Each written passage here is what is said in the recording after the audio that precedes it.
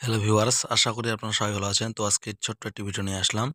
একটি কথা না বললে নয়, ভিডিওটি শুরু করার আগেই যারা এখনো আমার ইউটিউব চ্যানেলটি সাবস্ক্রাইব করেনি, সাবস্ক্রাইব করে রাখবেন। যারা এখনো আমার ফেসবুক পেজটি ফলো করে রাখেন নাই, অবশ্যই ফলো করে রাখবেন। আমি প্রতিনিয়ত চেষ্টা করতেছি আপনাদের অজানা কিছু তথ্য শেয়ার করতে, ফোন সংক্রান্ত বিষয়ে।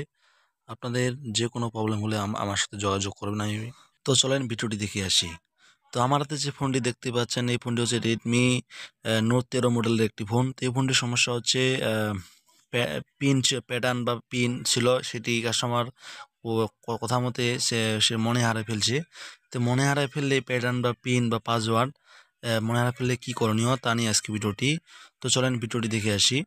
তো দেখেন, এই যদি আপনাদের কোনো জিমেল যদি আপনাদের মনে না থাকে বা আপনার পাসওয়ার্ড পিন যদি আপনাদের মনে না থাকে, তো কি করণীয়? সর্বপ্রথমে আমি কম্পিউটারের মাধ্যমে আমি দেখে নিচ্ছি যে কত মডেল, আমি মডেলটি জাজমেন্ট করে নিলাম। তো এটি আমি এডিএল এর জন্য আমাকে ব্যাকসেলটি খুলতে হচ্ছে এবং এটা কি সফটওয়্যার মারতে হবে, এভাবেই করতে হবে। তো এভাবে মারার জন্য যে এডিএল যে বুট পাওয়ার জন্য, আমাদের বুট পাওয়ার জন্য কিছু কিছু মডেলের সেট আছে যে বুট পাচ্ছে না। বুট না পাইলে আমাদের সফটওয়্যার মারতে পারবো না।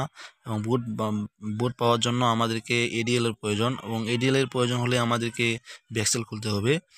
তো এই ফোনটি দেখতে পাচ্ছেন, এটি একদম অথেন্টিক ছিল। সেটি সর্বপ্রথম আমি সেটটি ব্যাকসেলটি আমি রিমুভ করলাম। তো দেখেন, একটি ফোন খুলতে গেলে যে বিষয়গুলো লক্ষণীয় বিষয় রয়েছে সেগুলো আমি ফলো করে এই কাজগুলো করতেছি, কোনো ধরনের প্রবলেম যেন না হয়।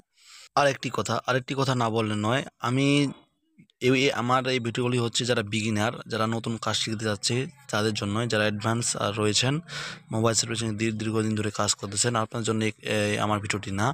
আপনি আমার ভিডিওটি অবশ্যই স্কিপ করবেন। কারণ দেখেন, আমি আমি হচ্ছে নতুন, আমিও একজন নতুন। আমি কিছুদিন যাবৎ এইগুলো ট্রেন দিয়েছি এবং কিছু বছর ধরে আমি এই কাজগুলো করতেছি। তো দেখেন, যারা অ্যাডভান্স লেভেলের কাজগুলো করতেছেন অবশ্যই আমার ভিডিওটি স্কিপ করবেন। আমি শুধু যারা বিগিনার তাদের জন্য এই ভিডিওটি তৈরি করে থাকি। চলেন ভিডিওটি দেখে আসি।